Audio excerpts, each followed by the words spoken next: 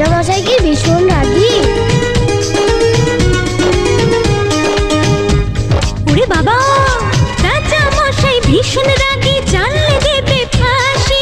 কেউ দেখেনি রাজার মুখে কোনোদিনই হাসি। রামগরুরের ছানা নাকি? কেমন করে রাজার কুমার বলবে ডেকে তাকে, রাজা মশাই ভালোবাসি আমি তোমার মেয়েকে।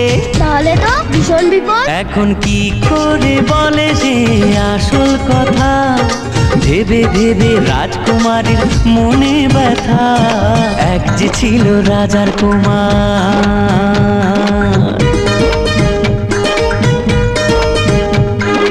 ওদিকে সেই অন্য দেশে রাজার কুমার এসে বিয়ের কথা বলতে এলো হবু জামাই বেশে। মনের দুঃখে শ্রাবণ এলো রাজকুমারীর চোখে।